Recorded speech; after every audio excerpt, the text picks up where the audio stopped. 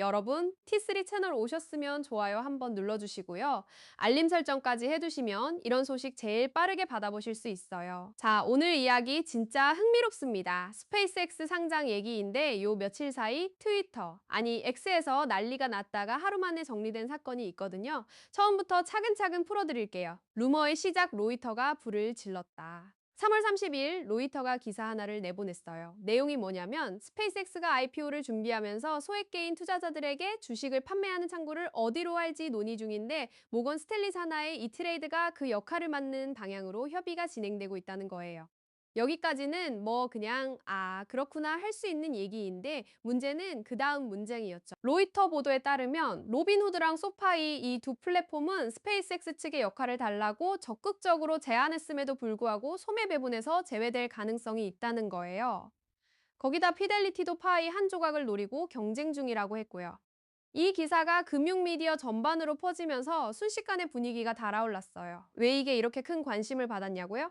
배경을 좀 설명해 드려야 하는데 스페이스X는 현재 기업 가치가 무려 1조 7,500억 달러에 달하는 것으로 알려져 있어요. 우리 돈으로 환산하면 어마어마한 숫자죠. 그리고 머스크가 이 IPO에서 전체 주식의 최대 30%를 개인 소매 투자자들에게 배분하겠다는 계획을 밝혔는데 이게 업계 관행이랑 비교하면 완전히 파격적인 수준이에요. 보통 IPO에서 개인 투자자, 몫은 전체의 5%에서 10% 수준이에요. 기관 투자자, 헤지펀드, 벤처 캐피털 이런 쪽이 대부분을 가져가고 일반 개인은 찌꺼기만 받는 구조가 관행이거든요. 근데 머스크는 이걸 최대 30%까지 올리겠다고 한 거니까 기존 월스트리트 방식을 완전히 뒤집는 접근법인 셈이에요. 당연히 주식에 관심 있는 개인 투자자들이 눈에 불을 켜고 있었겠죠. 그 상황에서 로빈후드랑 소파이가 빠질 수도 있다는 보도가 나오니까 반응이 안 나올 수가 없었던 거예요. 로빈후드와 소파이 왜 이 두 곳이 특별한가? 로빈후드라는 플랫폼 다들 한 번쯤 들어보셨을 거예요. 2021년 게임스톱 사태 때 일약 유명해진 곳이죠. 수수료 없는 주식 거래로 젊은 층과 소액 투자자들 사이에서 엄청난 인기를 끌었는데 그 게임스톱 사태 당시에 갑자기 매수 버튼을 막아버리면서 엄청난 비판을 받은 곳이기도 해요. 개인 투자자 친화적이라고 홍보해놓고 정작 개인들이 열심히 거래하려는 순간 막아버렸다는 거잖아요. 그래서 지금도 로빈후드에 대한 여론은 좀 복잡해요. 좋아하는 사람도 많지만 불신하는 사람도 상당하고요. 소파이는 결 자체가 좀 다른 플랫폼이에요. 원래 학자금 대출 리파이낸싱으로 시작한 핀테크 기업인데 지금은 투자, 대출, 뱅킹까지 아우르는 종합금융 플랫폼으로 성장했어요. 특히 2030 밀레니얼 Z세대 투자자들이 주 타깃이고 머스크 지지층이나 테슬라 스페이스X 팬덤이랑 인구 통계가 상당 부분 겹쳐요. 그러니까 이 두 플랫폼이 제외된다는 건 단순히 거래 채널 두 개가 빠지는 게 아니라 머스크의 핵심 지지자 기반이자 테크 친화적인 젊은 소액 투자자들이 참여 기회를 원천 차단당할 수 있다는 얘기로 읽힌 거예요. 30% 개인 배분이라는 파격 조건을 걸어놓고 정작 그 개인들이 엄청난 댓글과 반응이 쏟아졌고 많은 이용자들이 안도감을 표현했어요. 개인 투자자들 입장에서는 그냥 루머가 아니라 자신들이 참여할 수 있냐 없냐의 문제였으니까요. 머스크가 X를 통해 직접 소통하는 방식은 이번이 처음이 아니에요.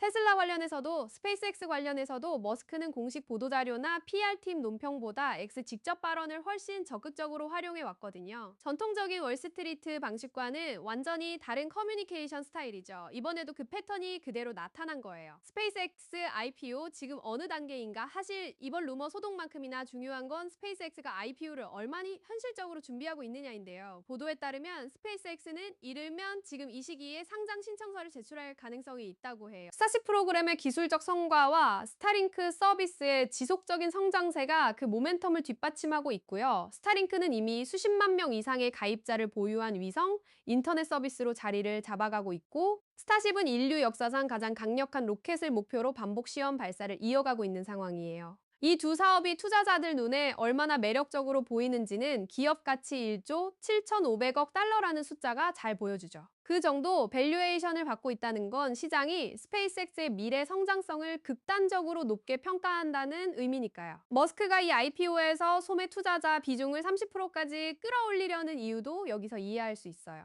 단순히 자금 조달이 목적이라면 기관 투자자들에게만 팔면 훨씬 간단하거든요. 그런데 굳이 개인 투자자 비중을 높이겠다는 건 두 가지 전략적 의도가 담겨 있다는 분석이 많아요. 첫 번째는 머스크의 팬덤을 주주로 끌어들여서 상장 후 주가 안정성을 높이겠다는 거예요. 열성적인 팬 주주들은 단기 등락에 흔들려서 팔아치우기보다는 장기 보유 경향이 강하거든요. 두 번째는 스페이스X라는 회사가 오랫동안 기관 투자자와 인증된 자산가들만 접근할 수 있었던 곳인데 상장을 통해 그 장벽을 허물고 대중에게 열어주겠다는 상징적 메시지예요. 돈만의 문제가 아닌 거죠. 이 사건이 남긴 질문들. 이번 루머 소동은 빠르게 정리됐지만 그 과정에서 여러 질문들이 수면 위로 올라왔어요. 로빈후드는 2021년 사태 이후 여전히 신뢰 회복 중이에요. 이번에 스페이스X IPO에 참여 기회를 얻는다면 브랜드 이미지 회복에 큰 도움이 될 수 있어요. 반대로 제외된다면 다시 한번 개인 투자자를 외면하는 플랫폼이라는 인식이 굳어질 수도 있고요. 소파이는 젊은 세대 투자자들을 타깃으로 계속 성장 중인데 스페이스X 같은 대형 IPO에서 배분 창구 역할을 맡는 것 자체가 플랫폼 신뢰도를 높이는 기회거든요. 이쪽도 이번 사안에 민감하게 반응할 수밖에 없는 이유가 있어요. 그리고 더 큰 그림에서 보면 이번 일은 고액 공모주 시장에서 개인 투자자 접근성이 어떻게 설계되어야 하는지에 대한 논쟁을 다시 불러일으켰어요. 역사적으로 IPO 시장에서 개인은 항상 후순위였고 좋은 공모주일수록 기관이 먼저 다 가져갔거든요. 머스크의 30% 개인 배분 계획은 그 구조 자체에 도전하는 시도예요. 성공하면 업계 관행을 바꾸는 선례가 될 수 있어요. 정리하면 3월